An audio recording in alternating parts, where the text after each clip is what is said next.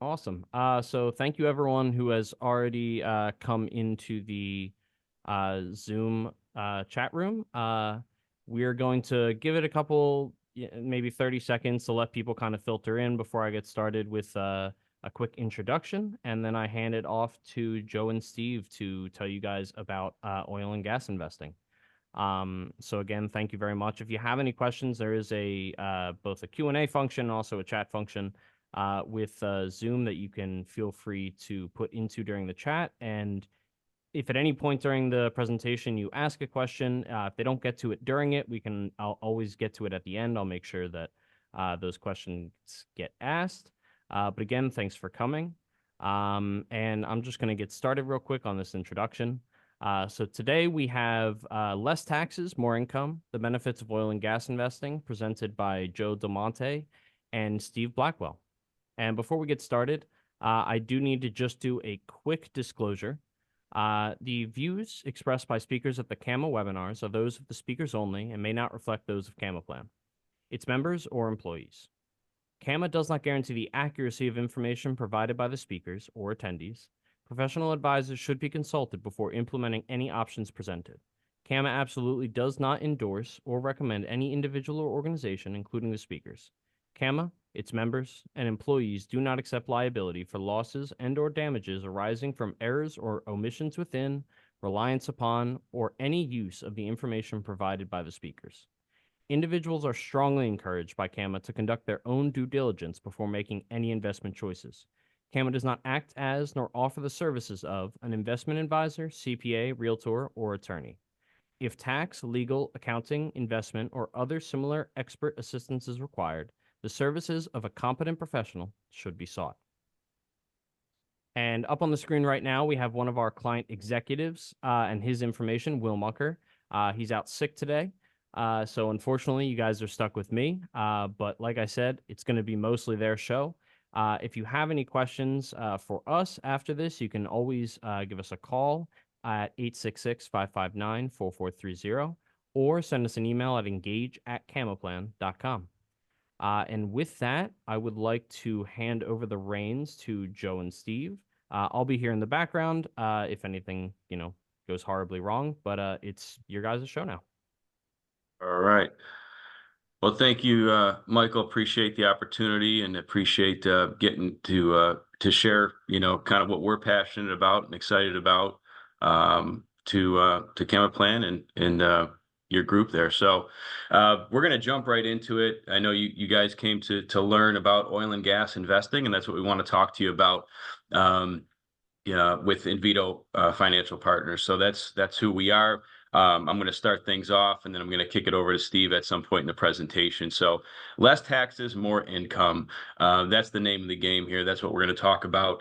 A couple disclosures. We are not CPAs. We are not tax professionals. We are not financial advisors. I was a wealth manager, was a financial advisor. I'm not anymore. So I cannot give any financial advice on your particular scenario.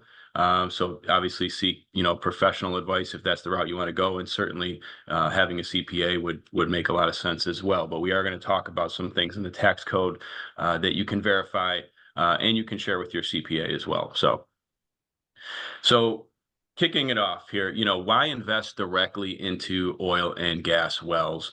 What's the big play? A lot of people hear about taxes, and that's maybe the initial draw. But we're going to touch on, really what's the big draw towards investing in oil and gas wells. And when I say investing in oil and gas wells, what I mean is wellbore interests or drilling of new wells. Okay, so this whole presentation, we're talking about the drilling of new wells. We're not talking about existing production wells that are already producing. So number one is high potential returns. This really is the reason that a person would come towards gas and oil. It might not be the first thing that they hear about oil and gas, but it really is the reason. I mean, at the end of the day, when you make an investment in your portfolio, you're doing it because you want a return on that investment. Some investments play out better tax-wise. Some investments play out better towards the downside. Oil and gas just has a phenomenal opportunity to provide consistently high returns. Hydrocarbons, do well. We're particularly focused on oil. We like the price of oil. We're very bullish on oil. And oil traditionally, if it, drops below 60, it really can rebound in a matter of months. We focus more on oil than natural gas at this point because of that. Natural gas can trend at low prices for a long period of time. So we want to put our investors in a position where they can make outsized gains higher than what the market would kick off over time. Steve might touch on internal rates of return and some things that we look at, but suffice to say that if you took investment in oil and gas wells, new wells, and you took a traditional multifamily real estate syndication, what you're going to find is, comparing the two, is that oil and gas is going to perform faster than real estate. You're going to typically get a higher internal rate of return on the oil and gas side than you will in real estate, and there's some reasons for that. We're not an either or group of people, by the way. We love real estate. It has its place, but certainly if you're looking for high performance, high return on investment, oil and gas should certainly be in your portfolio. So that's one of the reasons. Also, diversification. Traditionally, oil and gas is not directly correlated. We can, go through the nuances and look through price history and things like that and find times where the price of oil was more correlated to the market than other. But traditionally speaking, we're at either a non-correlated or 50% correlated to the market asset. And so that's important, as you think about true diversification for an investor for a portfolio should certainly, in our opinion, go beyond the traditional stock and bond portfolio. If you're in stocks and bonds, you're in the broad market. Owning some real estate, owning some oil and gas, having some different tax strategies at play, owning small business interests, things like that is true diversification. And this is a physical asset. One thing that I will say is that when you invest into the drilling of new wells, you as an individual investor actually own pieces of that well production. Your name is on it. It's not an investment with Invito and Invito buys it and you're indirectly somehow compensated. You directly own the working interest. So, huge from a diversification and asset class perspective to have that physical, tangible asset in your portfolio. Third would be passive income. Kind of a trivial way to say this would be mailbox money. Oil and gas is going to pay distributions, monthly, quarterly, however they're set up. But these are going to be payments directly to you, to your corporation, to your trust, however you have it set up, to be reinvested, to be used. So we have clients who use this in supplement to maybe Social Security or annuity income in retirement, and it's creating a passive stream of income for them. We have younger, higher income earners who use this as a way to fund an investment into real estate or something else. And so this is money that is kind of coming consistently that they don't have to do or take any active participation for. Again, big fans of real estate. I've owned real estate. I know Steve has directly and indirectly. And if anybody's owned, rental properties or fixed and flipped or anything like that in real estate, you know how active it actually is. Well, oil and gas is a way to not have to have an active participation in the day-to-day, but have an income stream that is reliable and it just comes so supplementing the other things that you have going on.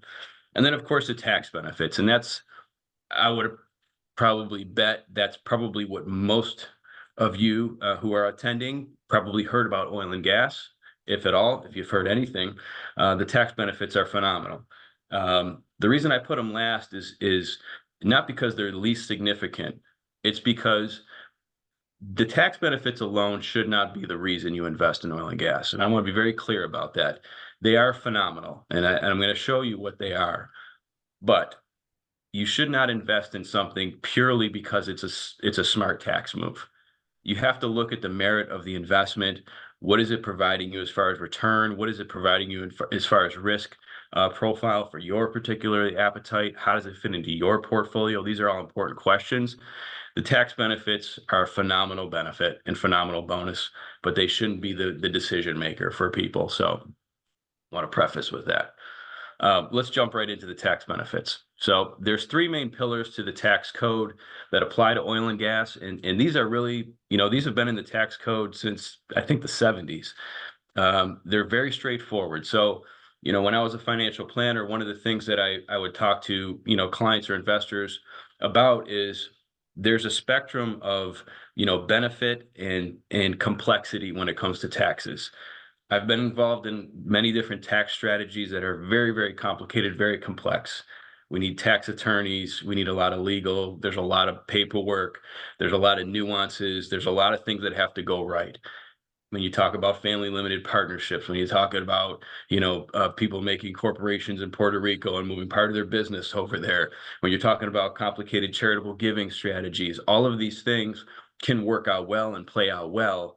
But there's definitely a level of complexity that goes with that. The beautiful thing about oil and gas is it is so simple. There's single codes written into the IRS tax code that you can apply, and any CPA who knows how to do basic partnership accounting is going to be able to get these tax benefits for you. There's no real, rocket science behind it, for lack of a better description. So here they are.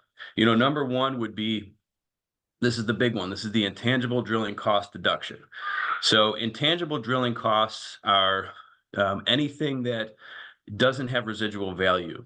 And believe it or not, the majority of the expense of drilling a well is intangibles: water, sand, labor, things that you use up one time and it's done. Well, the IRS basically lets you take all those costs, and instead of amortizing them and depreciating them or over a certain period of years, they basically let you use it as almost accelerated depreciation, and you could take it all as a deduction up front. What does this mean? Well, 75 to 85%, typically, sometimes higher, of the expenses to an oil and gas drilling project would be intangible drilling costs, non-recoverable, non-depreciating costs. You can write that off of ordinary income that year that you make the investment. So this year, 2024, last year, we had a lot of people doing, Roth conversions. So they were creating a taxable event in their portfolio, and they wanted a way to offset that. Direct offset, oil and gas. So $100,000 investment, you take a $80,000 deduction off of ordinary income. This is huge for, doctors, lawyers, high income earners, young professionals. It's also huge for people who are in real estate and creating big liquidity events that they need to offset and things like that. So phenomenal tax deduction there, IRS 263C. The second part is the tangible drilling costs. So let's say this is the other 15% or so of a drilling project. These are the things that are, as it says, tangible. They have depreciable value. Bits, casing, pipe, things like that. These are things that have a residual value. Typically, these would be depreciated over a 5-year period. Since the Tax Cuts and Jobs Care Act, we've been able to accelerate the depreciation on that. And though the Tax Cuts Act is set to phase out at 20% a year, this year is scheduled to take a 60% accelerated depreciation. So we can accelerate 60% of those costs. They're also talking about, moving that back to 100%.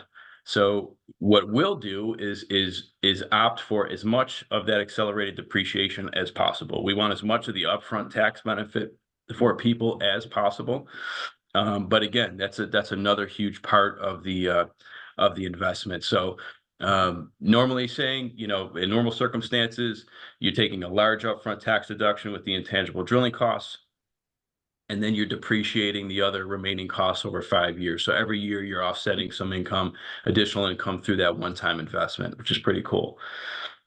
And then the third part has to do with the income. There's something called the small producers depletion allowance. So this is a depleting asset. And this is where those of you that invest in real estate have to sort of shift your mind on what this really is. This is not an asset that has a huge liquidity value at the end, because you're going to refinance out or you're going to sell it. You're going to sell the property. Hopefully it's appreciated, right? Like all of our homes and everything else in the world. The value of oil and gas wells is the hydrocarbons that you're taking out of the ground. the longer that well has existed, the more hydrocarbons you've taken out, the less value it is. Well, so you get a tax, basically a tax break for that. So those of you that are familiar with Social Security taxing, 15% of the income off the top is always going to be tax-free. So that's a nice benefit as well. This would be the only place in the tax prep of oil and gas where the CPA would have to have some familiarity with oil and gas. And if you have a CPA that you work with that doesn't, we'd be happy to get them connected. But all of these tax benefits are basically flow through on a K-1 that investors would get every year. But the small producers depletion allowance, that's something that the CPA is going to have to do a little bit of extra legwork, nothing major, but once they understand it, it's easy for them to do. So, you get huge tax deductions up front, and then you get an ongoing income stream that part of that is tax advantaged as well. So, and again, these have been around forever. So this isn't like, new sauce or anything like that. This is just if you drill oil and gas wells and you structure your product or your project this way to take advantage of this, this is what's on the table. Despite the narrative out there, the IRS and our government heavily incentivizes domestic drilling. And here's the evidence right here. So we do have a tax benefits guide that we put together. So if anybody's interested in that, you can reach out to me directly. I'll email it to you. You can forward that to your CPA as well.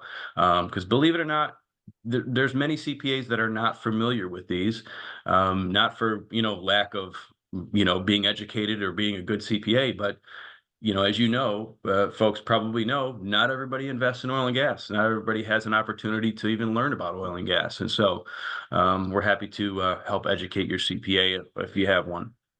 So let's just take a quick example of how the intangible drilling cost part of it would play out. This is a very, very basic example, a high level example here. Take an individual with a $500,000 income per year. They make an oil and gas investment of $200,000. We're assuming a 37% tax bracket here. We're not playing around with state taxes or anything, even though the intangible drilling costs can offset state taxes as well. For the simplicity of the example, we're just going to go through with, just this 37% flat tax at an 80% intangible drilling costs. So 80% of the funds invested are intangibles you can write off year one. That would give you a $160,000 deduction off of ordinary income, reducing your AGI down to 340. So your tax bill, which was at 185, is now 125 and change. And the big deal with this is that you have a tax savings of close to $60,000, which is huge.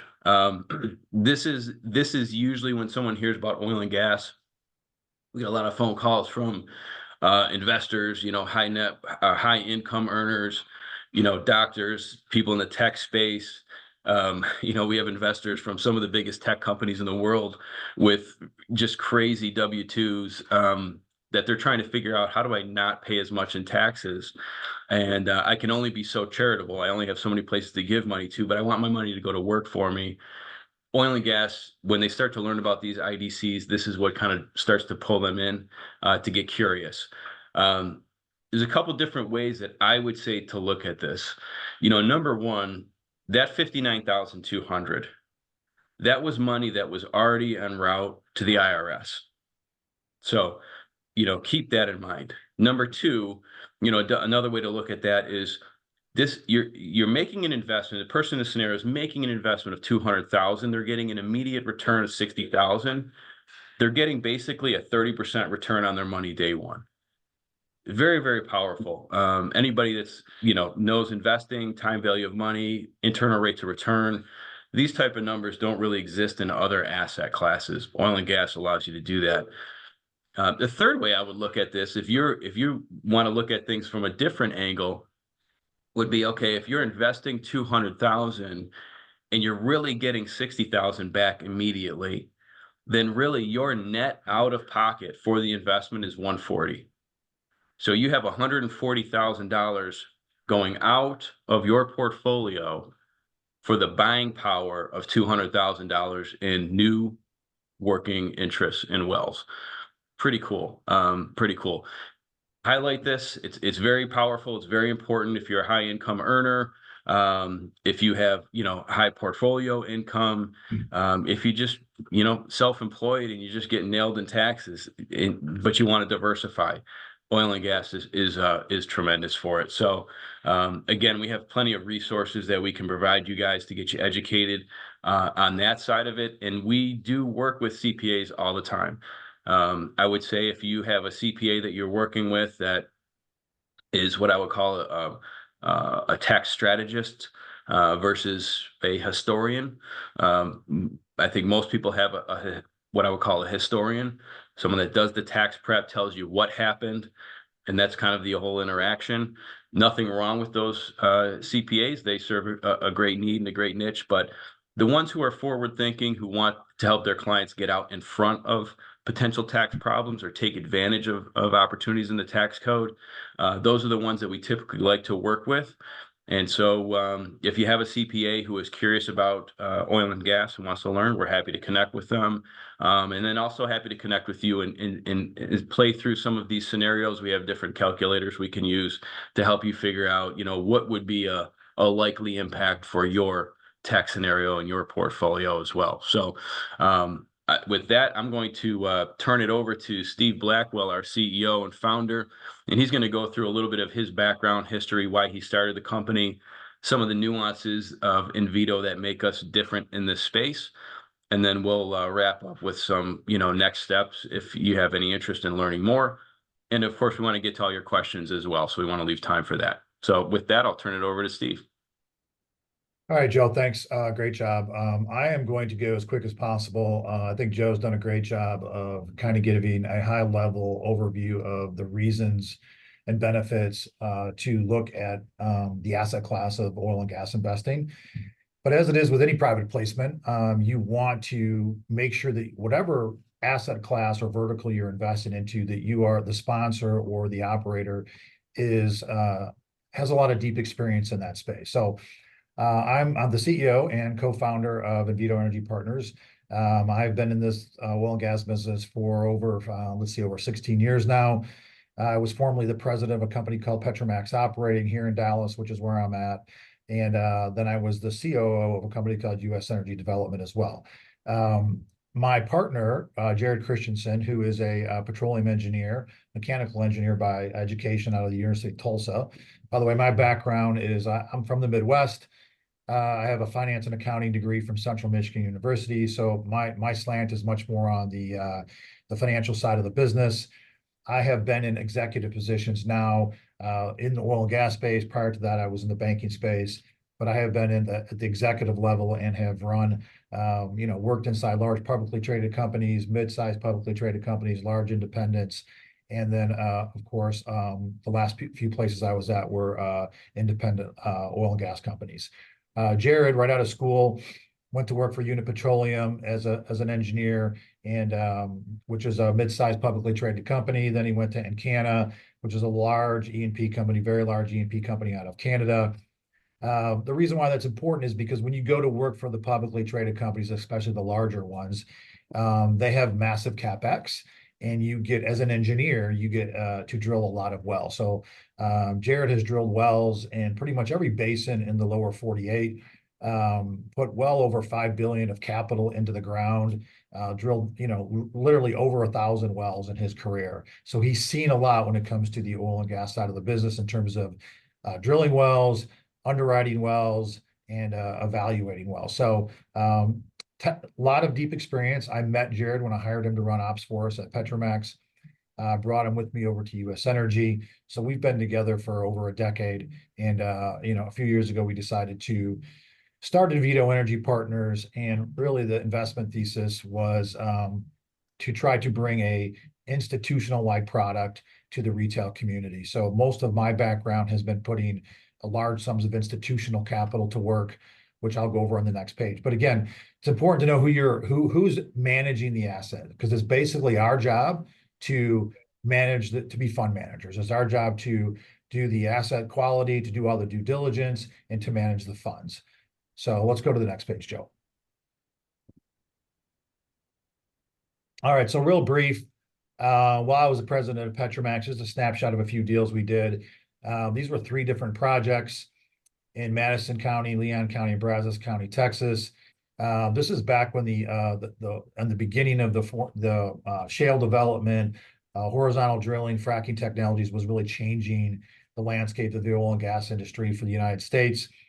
The valuation model back then was acquire enough acreage, drill enough wells to prove up a play, and then you could sell it up the food chain. So as you can see, the first project we spent a little over 100 million, produced about $84 million of income off 18 wells, sold that asset for 245 million. That was to a private entity we sold that to.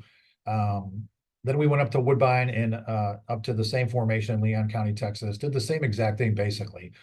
Spent a little over 100 million, drilled 16 horizontal Woodbine wells, put together 18,000 acres. The play before that was 20,000 net mineral acres.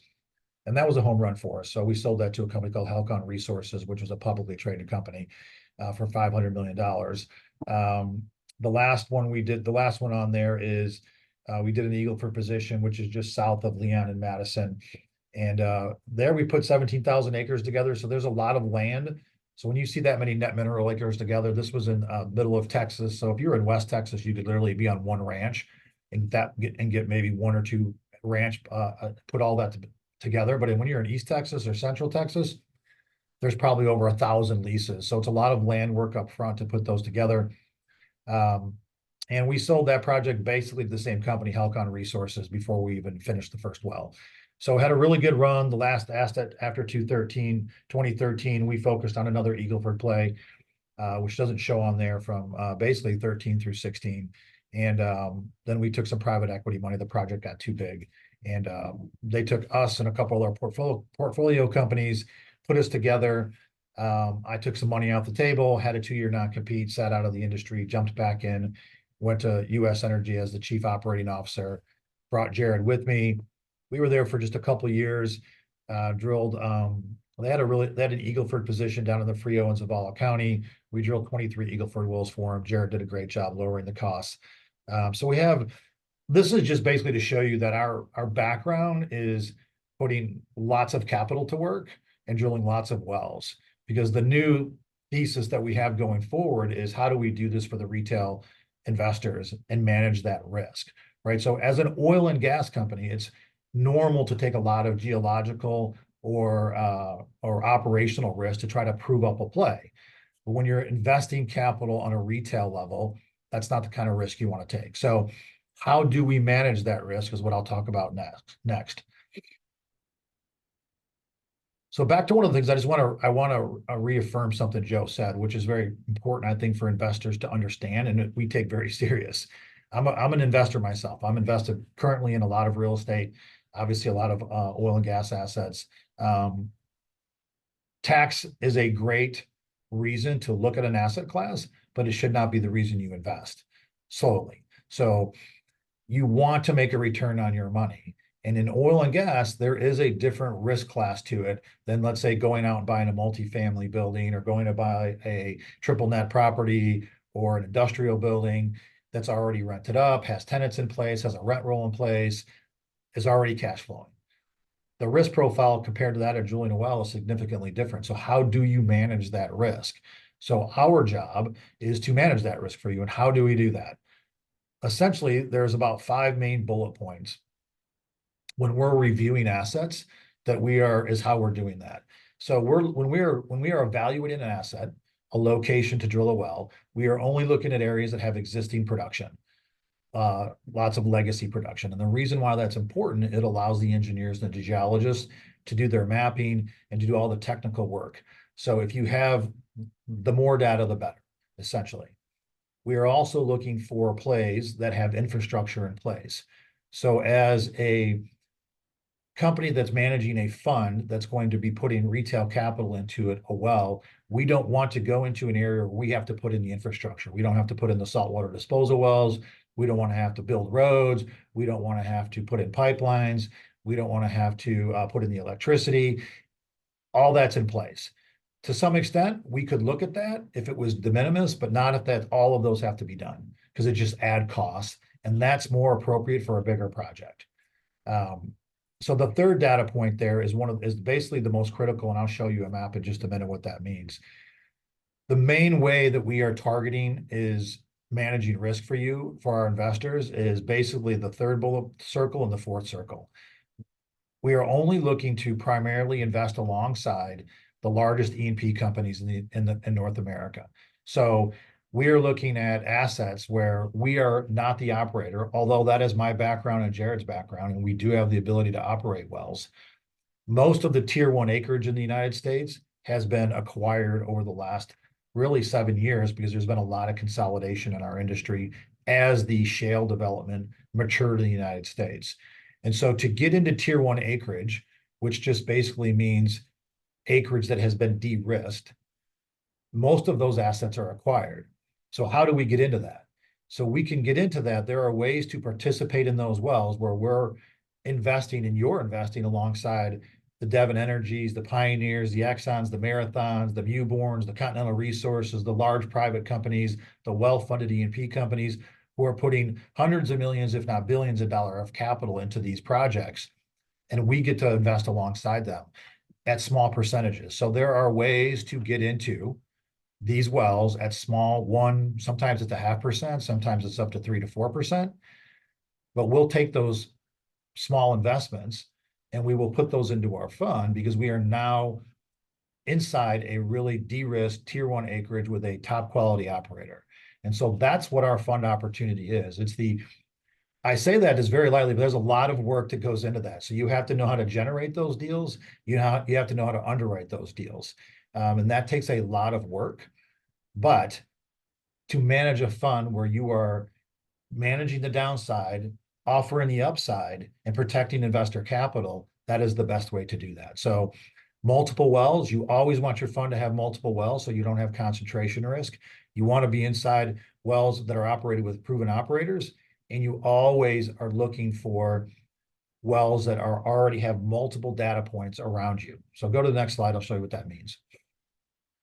So here's just a typical map. This is in Oklahoma, right? So all those dots you see on there are wells, right? Some of the you'll see the Continental Resources wells, the Mewborn operating wells. Both those are very, very large privately owned E&P companies. And so our job is to generate opportunities to participate in wells inside those areas that already have lots of wells drilled around them. So why is that beneficial? Because they've already de-risked it. They've already put the infrastructure in place. Anytime you do a new area, you're always learning at the beginning, and you're always proving it up as you go. And every major oil and gas company in the United States always has a portion of their CapEx that is designated to proving up new areas. Maybe 10, 15% of their CapEx on an annual basis will be designated to proving up new plays. We don't want to participate in that. So what I'm saying to you is we could be looking at a drilling location right in the middle of all those red dots. And what it turns out to be is that what they're proposing to drill is in a formation that hasn't been drilled yet. And so that's the kind of stuff you have to know how to get rid of, right? You don't want to participate in something that is a new drilling project where there isn't multiple data points around you. So similar to real estate, location, location, location. It's almost the same thing for oil and gas. I'll call it location, location, location, but it's really data, data, data. If the more data we have, the higher the probability is that our assumptions inside our financial model will perform the way we are. The less data, obviously the probability decreases. So this is our ability to get into wells and invest alongside the largest E&P companies in the United States. Go ahead to the next one. So that's it. I think we may have some questions. Yeah, we have some questions. Steve, do you want me to just share kind of what's upcoming for us in Vito, or? Sure. Okay. We are in process of releasing our first fund for 2024. It's going to be called the Opportunity Micro Fund. And, normally with oil and gas, as you can imagine, with the huge tax benefits, everything happens towards the latter part of the year. Q4 is when everyone realizes, oh, shoot, I made too much money, or we sold this or did that. How do I offset this? And they stumble into oil and gas. We have some incredible opportunities for earlier in the year, based on a couple slides that Steve just shared with you. in the working interests of some of these big private E&P companies. And so I know Steve and the team probably underwrite 20 to 30 deals per week. So there's no shortage of deal flow and opportunity. And what we really want to do is put an opportunity out there for investors to get in on some of these tremendous opportunities earlier in the year. That said, we can't approach these, opportunities with, 20, 30, $1 million funds. So this is going to be a small fund, anywhere from $3 to $5 million. It'll probably only be open for, 30 to 60 days. But it's going to give, investors an opportunity to invest in projects that, could get drilled this year, which would result in quicker cash flow. And also, if you go back to the tax benefit side, there's the intangible drilling costs. And then I talked about the tangibles. Normally, those happen in 2 different years. Usually you get the intangible drilling costs. For our investors last year, they got the intangible drilling cost for 2023. They took that deduction. And now in 2024 and beyond, as we're drilling the wells, they're going to start taking tangibles. With an earlier investment, investors will likely have a higher upfront deduction because they'll be taking the intangibles as well as some of the tangibles all in 1 year. So phenomenal, tax saving opportunity and income opportunity. If you have interest in that, please feel free to reach out. I don't know, Michael, if the attendees have our contact information or how that works, but we can make sure that we get that to you. And so we'll jump into some questions here. Yeah, I will make sure that they have it. I apologize for my green screen making it look like I was a scary monster. Yeah. Apparently I'm having technical difficulties. But yes, I will make sure that No worries. that stuff is distributed. Sounds good. You looked like the Predator from Predator 1, if anybody remembers that movie. Thank you. There you go, Predator 1. I feel like Arnold Schwarzenegger over here. All right, a couple of questions here. So some of these questions I think were already answered via Steve's conversation, but we'll jump right in. Are we on an LLC? I'm not sure what that means, but if you're asking, can you invest via an LLC? You can invest through an entity. It could be a trust, could be a corporation. However, that entity would have to have the income and the history to use the tax offsets. You can't just create a sort of shell company to invest in this and then get the personal deduction. So most people that invest in oil and gas are doing it personally. How reliable are the payouts to passive investors? Have they been fluctuating during COVID or in the recent high interest environment? Steve, you want to touch on that? How reliable are payouts to passive investors? High interest, interest rates, things like that. What impacts the payouts and reliability of those payouts? Yeah. So look, one of the things I want to make sure we address is we do not use, because I saw this in one of the other questions, asking about what creditor position we're in. We do not use leverage at all in this project, because in oil and gas, leverage is single-handedly behind every bankruptcy in the oil and gas business. So this is a hard asset. The asset will never go away, and we do not use debt at all. So that answers 2 questions here. 1, there is no creditor position because there is no debt. 2, there is no, in terms of this is kind of the uncorrelated part of one of Joe's points. Our asset performs even regardless of what the Fed policy is doing, as if interest rates have went up, right, and it affected the markets. It's just we're an uncorrelated asset really to the equity markets, the bond markets, interest rate policies. Typically, it doesn't affect the performance of a drilling fund like this. Now, if you had leverage and you had terms and you had floating rates, that would affect it, but we don't do that. So and in terms of the consistency, that's why when I was going over the 2 slides of how we manage the risk, at the end of the day, if I was drilling, if I was trying to prove up new acreage, or if I was taking a lot of geological risk or in unproven areas, that probability or that delta between what we assume is going to happen and what may or may not happen on a well, or how much it's going to produce, is significant, because there's just not enough data points to increase that probability. And so that's the kind of drilling that we just don't engage in, because we just don't think it works for a retail fund. That kind of risk is normal for an oil and gas company, but it's not what we believe, my personal belief, if you're going to do a retail fund, is the type of drilling to do. So there's no guarantees in it. This isn't like buying existing cash flow. So there obviously are always going to be some fluctuations in it. But in terms of the ability to hit, payback and hit our returns, we're very conservative on our underwriting. So we feel very confident in those estimations. In that, did you kind of cover, let's see, this question from Dan. What is the money used for? Buying land or drilling? What about the well if it's dry? Is there any return on investment when the fund is closed? He kind of touched really on all that. To reiterate or clarify, dry hole risk isn't really the risk that we have. To Steve's point, we're going to proven areas that are de-risked. So there's not a risk of a dry hole. The risk to the investors is really, or anybody involved in that area is really twofold. What price sensitivity. So that's something that's out of our control. We can't control the price of oil, and that's why we have to be careful and have experience with underwriting assets to make sure that we don't need $80 oil to be profitable or $90 oil to be profitable. That we can be profitable at $60 oil, even lower. So that's just part of how we underwrite deals and mitigate risk. But the other risk is all the other things that happen with oil and gas. At the end of the day, you're drilling a new well. Stuff happens. There's storms that knock out power that could put a pump down for a couple of weeks. Are these things going to materially damage the overall viability of the project? No. I mean, these are just sort of normal. If you ever owned rental property and you had a plumbing issue you had to fix, or you had to change tenants for whatever reason. I mean, stuff happens, you work through it, and that's where experience comes into play. And Steve and Jared have been doing this for a couple of decades successfully with a lot more money than what we're looking to deploy. Yeah.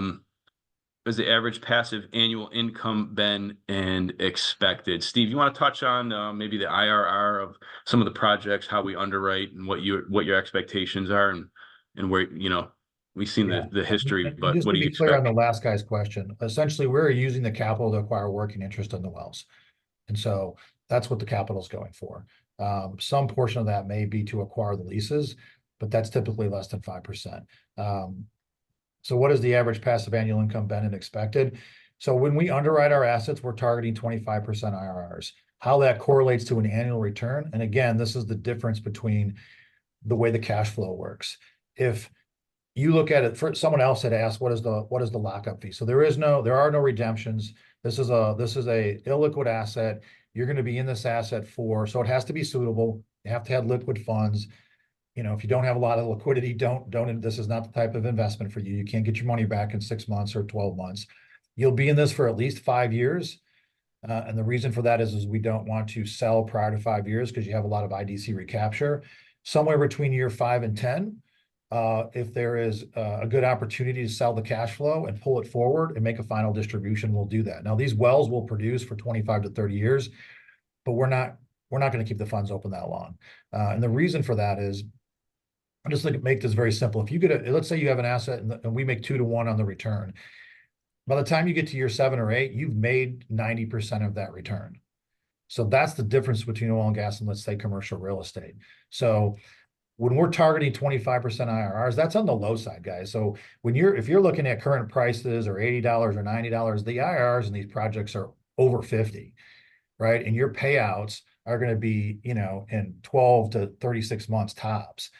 And so, but when you look at that low side 25% IRR over a 5-year period, that's typically a double-digit annualized return, somewhere around 12 to 13% on an annualized return. And that's on the low side. That's on commodity prices around $60, and that's being conservative on a estimated ultimate recovery of the well. So that's how we try to manage the risk as well.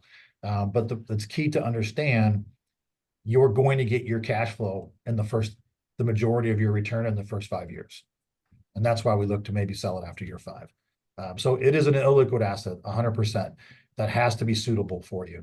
I'm looking here. Let's see. Average, sorry if I missed, but what's your average year-over-year cash returns for the last 5 to 10 years? Yeah, so for Invito Energy Partners, this is our this is this is our third fund. So my background, again, I showed you, was at Petromax and US Energy. So we have a fund from 2022 and a fund from 2023. And the capital for our 2022 fund is having its first distribution this quarter. Our 2023 fund will actually have its first distribution this quarter as well. So the non-op strategy was not in place for our first fund because there is a significant amount of infrastructure that you have to have in place to generate those deals. So the first fund was 2 operated wells. And so that's projecting going forward. That's how we underwrite about my previous answer. We think these things will perform, on the low side and the low double-digit returns.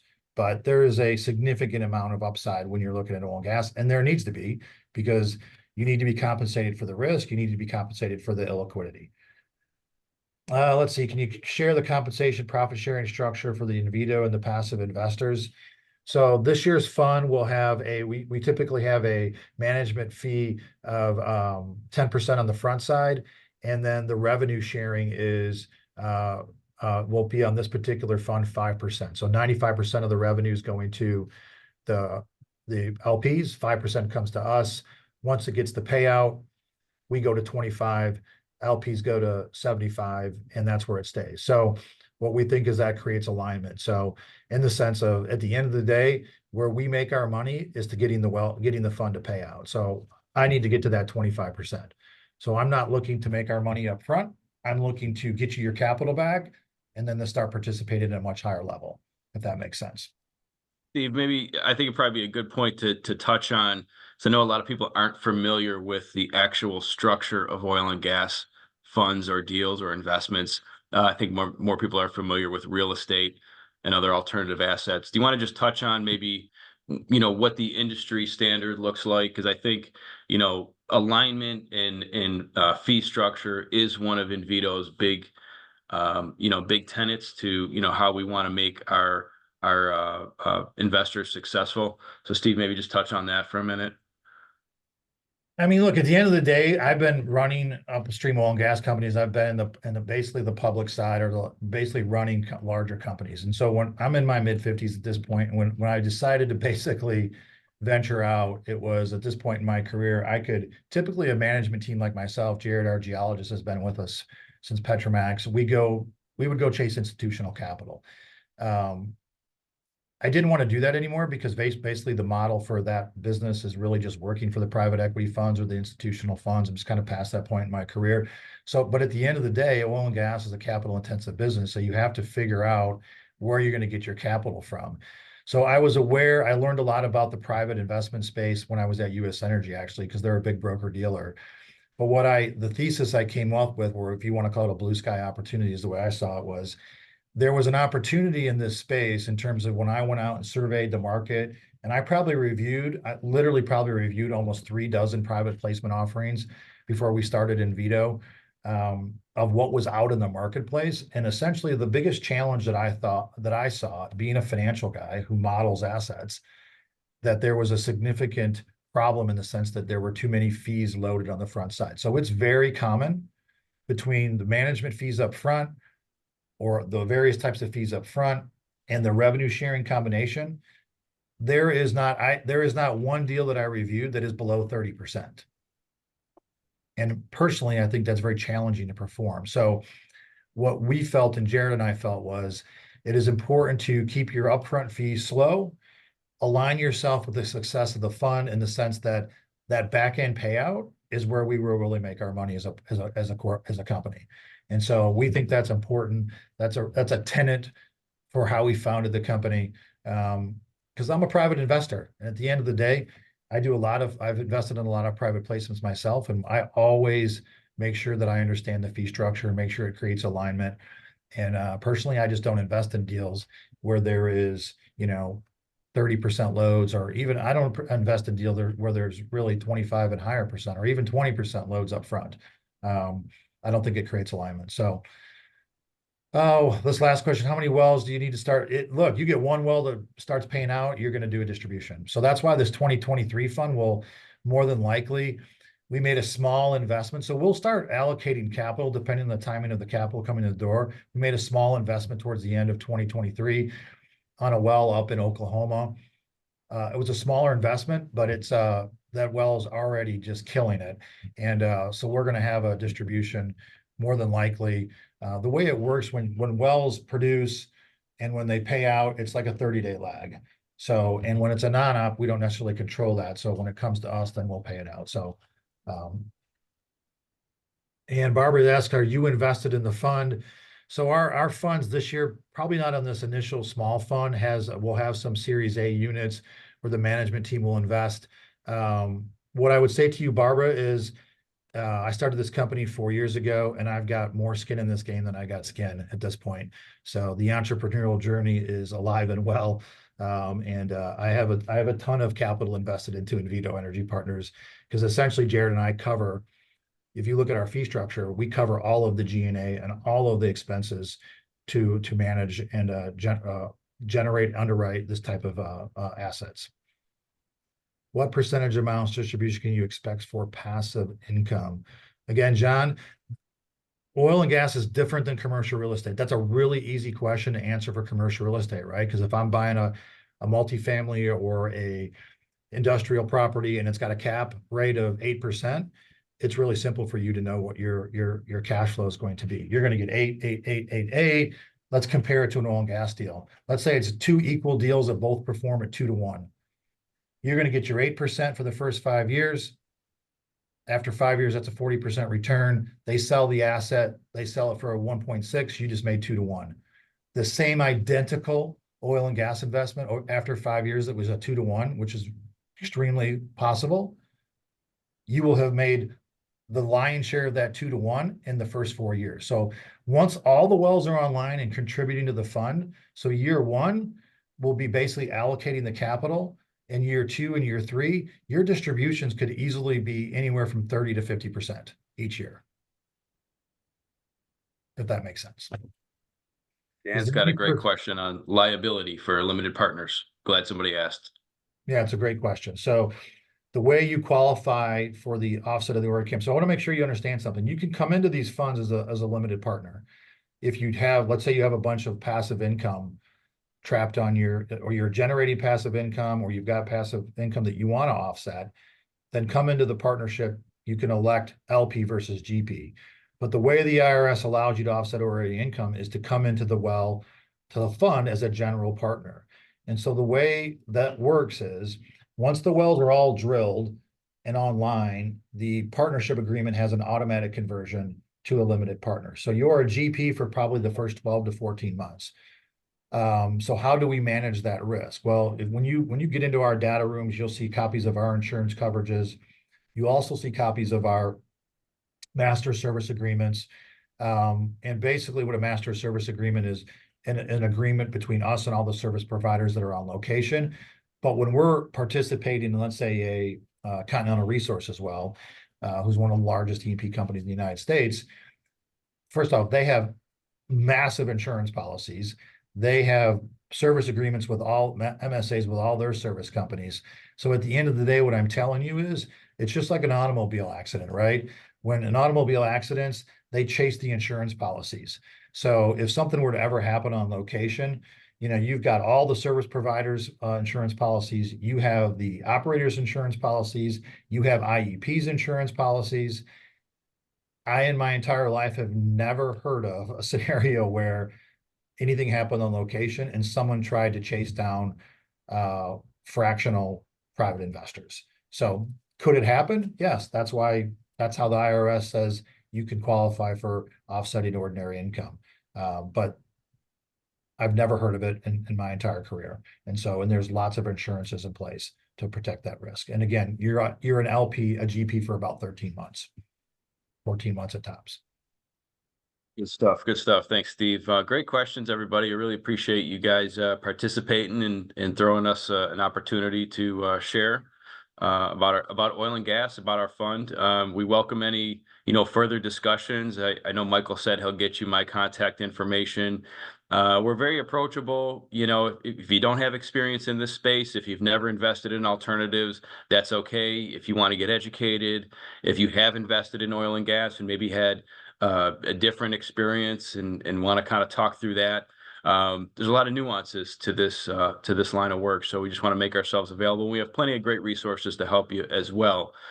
Including our YouTube channel. You can go to Yeah. YouTube and type in Invito Energy Partners.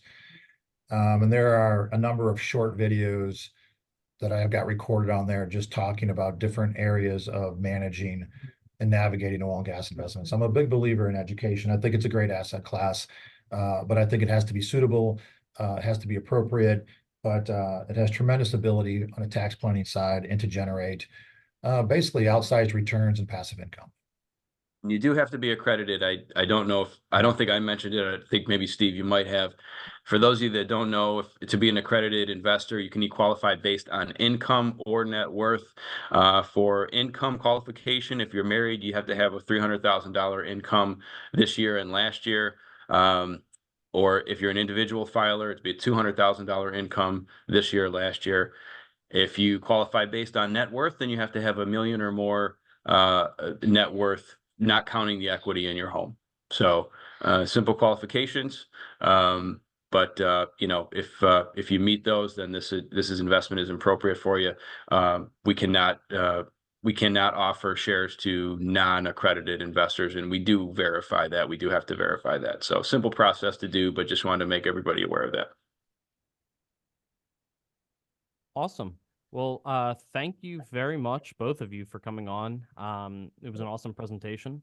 And for anyone listening still, if you have any questions that you didn't get a chance to ask, either to us at Camaplan or to these guys here, all of the contact information will be sent out after this, along with a full replay of today's webinar. So thank you again for coming and informing everyone. Thank you so much for your time. Appreciate the opportunity. Yeah, thanks for having us, Michael. Have a good one. Thank you, guys. Bye-bye.